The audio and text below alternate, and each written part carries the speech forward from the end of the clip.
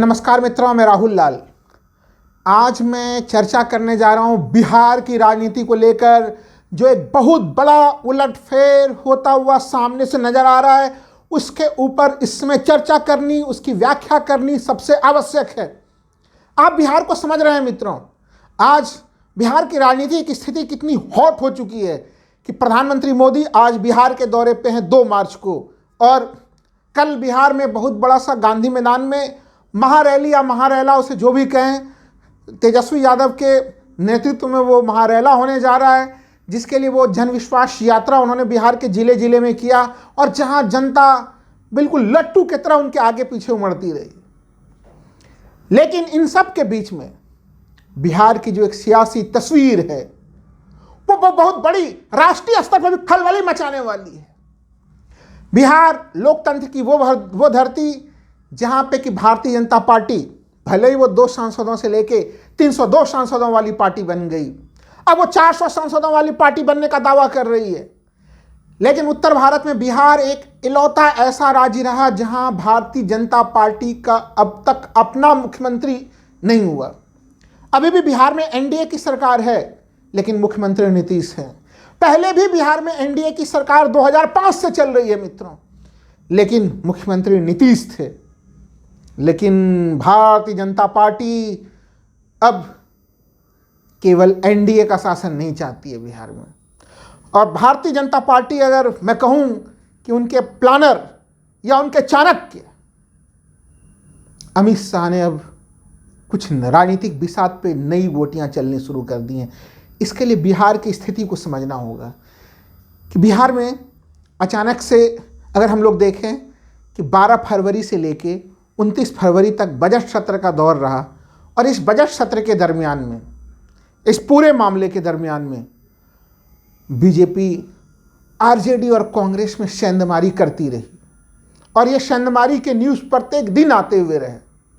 आपको याद होगा मित्रों, 12 फरवरी को जब बिहार में बहुमत साबित होना था, तब आरजेडी के 3 विधायक सदन के भीतर सत्ता पक्ष के खेमे में बैठ गए थे। जो आरजेडी के 3 विधायक थे, उसमें से आप जानते हैं कि आनंद मोहन, जो पूर्व सांसद हैं, बिहार में बाहुबली के रूप में जिन्हें जाना जाता है, वो उनके बेटे चेतन आनंद, वो बैठ गए सत्ता पक्ष में आके। उस रात जो कहानी हुई थी 11 और 12 फरवरी के रात में, जब नीतीश अपने सभी आरजेडी के विधायकों को लेकर बैठे हुए थे, वहां से पुलिस आती है और चेतन आनंद को उठा के ले जाती है। उनके छोटे भाई शिकायत दर्ज करते हैं कि अपहरण हो गया है चेतन आनंद का। ये सब नाटक नौटंकी उस दिन रात में हुई थी बिहार में, और वो सत्ता पक्ष में आके बैठ गए थे। मोकामा जेल में बंद बाहुबली अनंत सिंह, उनकी पत्नी नीलम देवी, वो भी सत्ता पक्ष में बैठ गई थी, आरजेडी के विधायक। और तीसरा प्रहलाद यादव।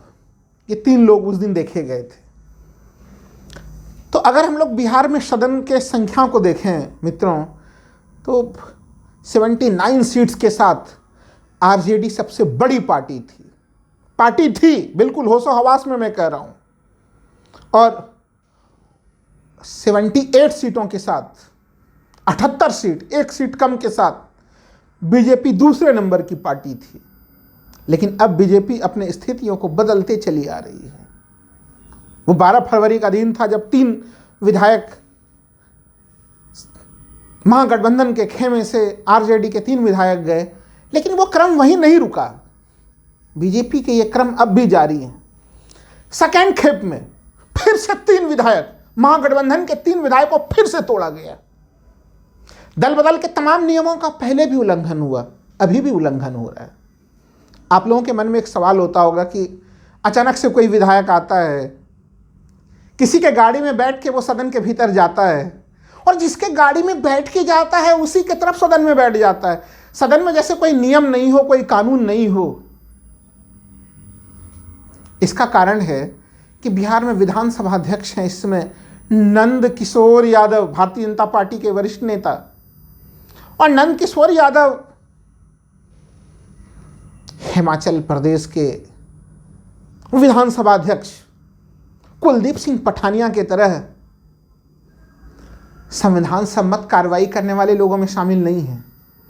दल बदल को लेकर तमाम स्थितियां बनी हुई हैं कि आप 2/3 सदस्यों को तोड़कर विलय करा सकते हैं, लेकिन यहाँ तो छिटपुट, कभी 1, कभी 2, कभी 3। कहते हैं ना कि सब्जी बाजार का मेला लगा हुआ है जिसमें कभी 1 टमाटर ले आओ, 1 भिंडी ले आओ, जोड़ के किसी तरह से अपना किलो 2 किलो सब्जी पूरा दो। वो स्थितियां बनी हुई है, यानी संविधान के दल बदल के नियमों का खुल्ला उल्लंघन हो रहा है। उस दिन भी मैंने कहा था कि तीन पक्ष जो विपक्ष के विधायक हैं उनको अचानक से सत्ता पक्ष में बैठने की जगह कैसे मिल गई। यह क्रम उसी दिन नहीं रुका, सदन के आखिरी दिन तब चली। गाड़ी में बैठ के जाइए और जिसके गाड़ी में बैठिए उसी के साथ सदन में उधर ही बैठ जाइए। इसके ऊपर आऊँगा, लेकिन पहले जो 3 के बाद जो दूसरे लोग 3 गए, उन 2 में कौन कौन, जो फिर 3 लोग गए उसमें 2 कांग्रेस के विधायक ने बीजेपी ज्वाइन किया और 1 आरजेडी के विधायक हैं। यानी 3 ने प्रथम खेमे में 3 विधायक, और दूसरे बार फिर 3 विधायक, और इस बार सेंधमारी के चपेट में आई कांग्रेस के 2 विधायक सिद्धार्थ सौरभ और मुरारी गौतम। ये 2 लोगों ने पाला बदला कांग्रेस से, ये लोग सीधे सीधे बीजेपी में शामिल हो गए। तो बीजेपी की संख्या देखिए कैसे टैली बढ़ती चली जा रही है। बीजेपी की टैली जो 79 थी उसमें जोड़ दीजिए फर्स्ट खेमे के 3 विधायकों को, वो टैली कहाँ पहुँच जाती है 80, अब फिर 2 82 फर्स्ट खेप में, अब फिर सेकेंड खेप में 3 लोग और मिल गए, संख्या पहुँच गई 85 इन 3 लोगों को जोड़ते ही। लेकिन जिस कहानी का मैं वर्णन कर रहा था मित्रों आप सबों के समक्ष, आखिरी दिन यानी सदन के सत्र के आखिरी दिन ये घटना घटती है। आरजेडी के भभुआ के विधायक हैं भरत बिंद। आरजेडी के भभुआ के जो विधायक भरत बिंद हैं वो क्या करते हैं, वो अचानक से बिहार के डिप्टी सीएम उनकी गाड़ी में बैठ के जाते हैं सम्राट चौधरी के, और सदन में बीजेपी वाले खेमे में बैठ जाते हैं। तो अब संख्या कहाँ पहुँच गई, अगर आखिरी दिन वाले संख्या को जोड़ दीजिए तो ये संख्या टोटल 7 लोगों ने पाला बदल लिया है। फर्स्ट खेमे में 3 आरजेडी के विधायक गए, और हाँ सेकेंड खेमे में 2 कांग्रेस के विधायक तो गए ही थे, 1 आरजेडी की विधायक संगीता यादव वो भी चली गई थी उधर, यानी आरजेडी से बीजेपी में। और ये संख्या यहीं पे नहीं रुक रहा है मित्रों, चूंकि जो बिहार की स्थिति है मैं बार बार कह रहा हूं, बीजेपी की एक बेचैनी है कि उसने, अगर आप आसपास में देखें, बिहार से टूट के ही बना झारखंड, वहाँ पे सबसे प्रथम मुख्यमंत्री किसका बना, बाबूलाल मरांडी बीजेपी के फर्स्ट मुख्यमंत्री बने थे झारखंड में 2000 में। यानी वहाँ पे भी बीजेपी ने अपने चौके छक्के लगा दिए थे उत्तर भारत के इन राज्यों में। उत्तर प्रदेश में हम लोग देख रहे हैं कि पहले से ही बीजेपी के मुख्यमंत्री बनते रहे हैं, और अभी तो योगी आदित्यनाथ लगातार जो है कि दूसरी बार वहाँ पे सीएम हैं। लेकिन बिहार में सीएम का पद बीजेपी के लिए पहली बनी हुई थी, और ये पहली 1990 के दशक से बनी हुई है। जिस राम मंदिर के कारण बीजेपी 2 सीटों से लेके यहाँ तक की यात्रा कर गई, उसी राम मंदिर में 1990 में बिहार के तत्कालीन मुख्यमंत्री लालू प्रसाद यादव ने, आडवाणी जी बड़े जोर शोर से रथ यात्रा लेके जा रहे थे, और लालू ने खुली चेतावनी दे दी थी कि वो यात्रा बिहार आएगी तो यात्रा रुकेगी, और बिहार में लाल कृष्ण आडवाणी को 1990 में गिरफ्तार कर लिया गया था। और अगर मैं इसको दूसरे शब्दों में कहूं, कमंडल का अब तक का ये सबसे बड़ा झटका था।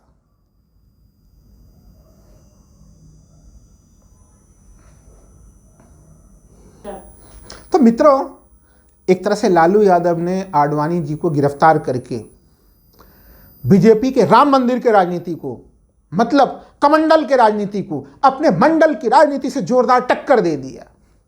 वो टक्कर ऐसी थी कि बिहार में सामाजिक न्याय की ऐसी गहरी नींव पड़ी कि वहां पे अब तक बीजेपी अपना सीएम नहीं बना पाई। लेकिन अब बीजेपी बिहार में किस मॉडल पे चल रही है उसे थोड़ा समझने की जरूरत है। आप एक तरफ देख रहे हैं, सवाल बिहार में लोग ये पूछ रहे हैं कि जनता के बीच में तेजस्वी की बड़ी जबरदस्त लोकप्रियता है, लोग बिल्कुल लोगों में, समर्थकों में, युवाओं में तेजस्वी के प्रति ज़बरदस्त एक क्रेज है, वो उनके पीछे खड़े हैं, करंट की तरह खड़े हैं, क्योंकि तेजस्वी उनकी आवाज़ उठा रहे हैं। लेकिन बीजेपी ने कहीं न कहीं इसकी काट ये निकाली है कि वो बिहार में तमाम दलों की स्थिति महाराष्ट्र वाली कर देना चाहते हैं। और अगर भविष्य में, यानी कि कल के डेट में, कुछ बड़े संख्या में भी कांग्रेस, आरजेडी, जदयू में टूट फूट दिख जाए, तो मित्रों आपको आश्चर्य नहीं होना चाहिए। आप लोगों के मन में ये सवाल उठ रहा होगा कि सत्ता में तो है ही, जब नीतीश कुमार उधर चले गए तो फिर बीजेपी को कठिनाई क्या है? बीजेपी को कठिनाई है कि उनके अपने सीएम नहीं हैं, इसलिए यहाँ पे कांग्रेस पे भी वार लगातार जारी है और वार लगातार आरजेडी पे भी जारी है।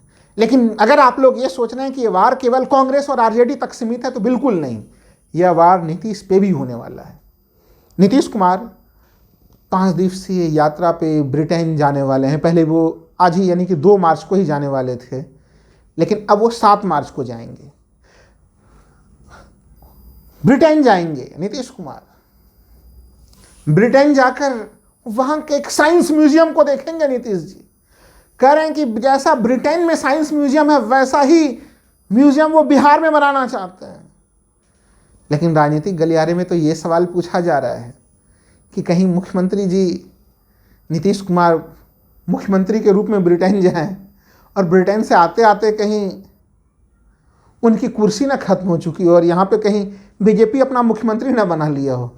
अगर ऐसा हुआ तो मुख्यमंत्री भले ही ब्रिटेन साइंस म्यूजियम देखने जा रहे हों, लेकिन ऐसे स्थिति में जदयू अगर म्यूजियम बन जाए बिहार में, तो ये कोई आश्चर्य की स्थिति नहीं होगी। क्योंकि मैं बार बार बोल रहा हूँ, आरजेडी के विधायक टूट रहे हैं, लेकिन बिहार की जनता उनके साथ खड़ी है। अगर आपके साथ जनता खड़ी होती है तो फिर से आप अपने पार्टी को अपने साथ फिर से आप चुनाव में विधायकों को आप वापस ला सकते हैं, फिर से चुन के आप। लेकिन अगर जनता भी आपसे टूट जाए तो वो स्थितियाँ बहुत मुश्किल होती हैं। ऐसे समय में अगर ये चीज़ कहा जाए, और चूँकि मैं बार बार बोल रहा हूँ कि वहाँ पे विधानसभा अध्यक्ष नंद किशोर यादव हैं, इसलिए एंटी डिफेक्शन लॉ, दल बदल से संबंधित प्रावधान लागू नहीं होंगे वहाँ पे। तो जो बिहार के एक एक मिनट, एक एक सेकंड जिस तरह से वो आगे बढ़ता चला जा रहा है, वहाँ पे अब समय काफ़ी कम बचा हुआ है। लालू यादव के पास, तेजस्वी यादव के पास, राहुल गांधी के पास, कि वो इसके रोक के में क्या काउंटर प्लान बनाते हैं, खुद नीतीश क्या प्लान बनाते हैं।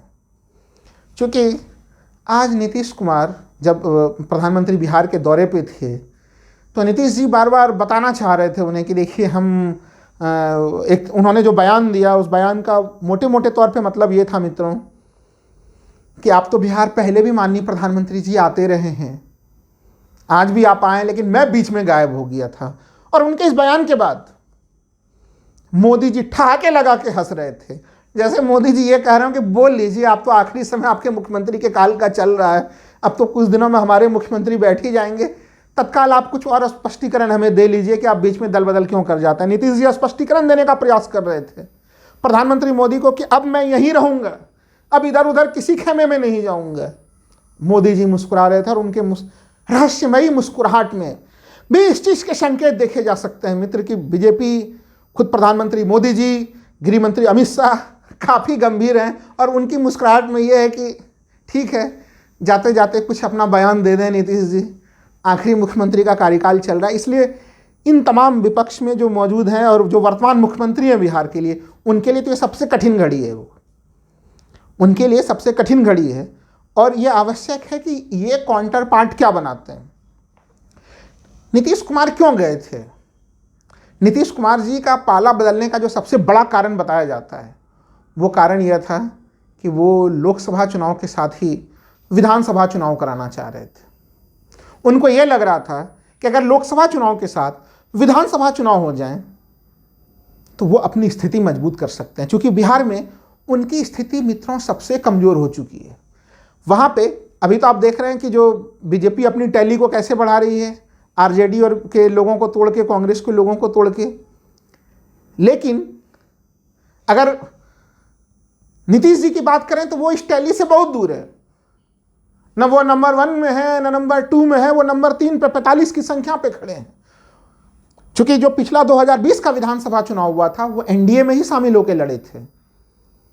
लेकिन तब बीजेपी ने चिराग पासवान को उनके सामने में खड़ा कर, यानी कि चिराग पासवान ने केवल वही प्रत्याशी दिए थे अपने जहां जहां नीतीश कुमार लड़ रहे थे, और एक तरह से एनडीए के वोटों का बिखराव हो गया था। जहां बीजेपी खड़ी थी एनडीए में, वहां पे चिराग पासवान ने अपने उम्मीदवार खड़े नहीं किए थे और उन जगह पे वोटों का बिखराव नहीं हुआ, इसलिए भारतीय जनता पार्टी लाभ में हुई और भारतीय जनता पार्टी वहां पे नीतीश के तुलना में बड़े भाई के रोल में आ गई थी। नीतीश जी को लगता है अभी कि अभी अगर चुनाव हो जाए तो कहीं न कहीं बराबर वाली स्थिति होगी और वो गठबंधन में बराबरी के दर्जे में आके अपनी सीटों को मजबूत कर लेंगे।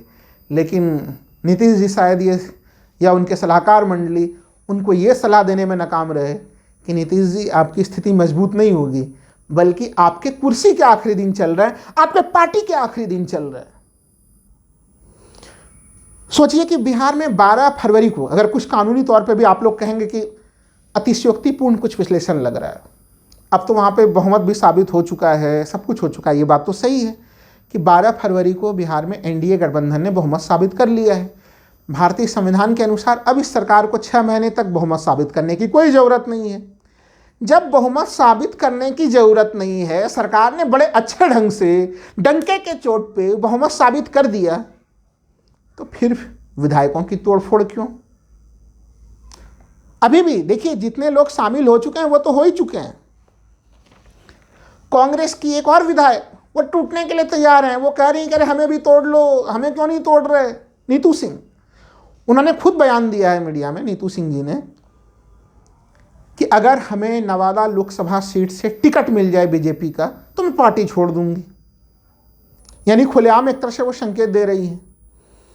वो इस समय हिसुआ से विधायक हैं और इस तरह से अगर मैं नामों का फहरिस्त लूं तो कई और लोगों के कम से कम 4-5 लोग ऐसे हैं, अगर जिनके मीडिया में जो तमाम बयान आ रहे हैं मित्रों, वो लोग भी आज कल परसों तरसों तक में या 4-5 दिन और आगे कह लीजिए, वो लोग भी बदलने वाले हैं, यानी कि इस खेमे को छोड़ के उस खेमे में जाने वाले हैं। तो बीजेपी की यह सीधे सीधे तैयारी है, वो कदम कदम कदम कदम जो बिहार का जो सीएम का पद है, जो सबसे महत्वाकांक्षी पद है, मुझे लग रहा है कि लोकसभा चुनाव से पहले ही भारतीय जनता पार्टी की इच्छा है कि मुख्यमंत्री उनका हो। मित्रों, तो मूलतः बात यह है कि अगर हम लोग कहें तो विपक्ष यानी महागठबंधन के खेमे के पास अब समय काफ़ी कम है बीजेपी के इस चीज़ को जवाब देने के लिए। हालांकि महागठबंधन के लिए 3 मार्च का दिन बिहार में काफ़ी ऐतिहासिक है। लोकतंत्र में जनता का समर्थन ही सबसे महत्वपूर्ण होता है, लेकिन बीजेपी अंततः लोकतंत्र के चिरहरण के लिए जानी जाती है। तो क्या बीजेपी बिहार में लोकतंत्र के चिरहरण करने में सफल होगी या असफल, वो निर्भर करेगा कि आखिर लालू यादव, तेजस्वी, नीतीश और राहुल गांधी क्या रणनीति बनाते हैं और किस मास्टर स्ट्रोक से रोकते हैं। धन्यवाद मित्रों।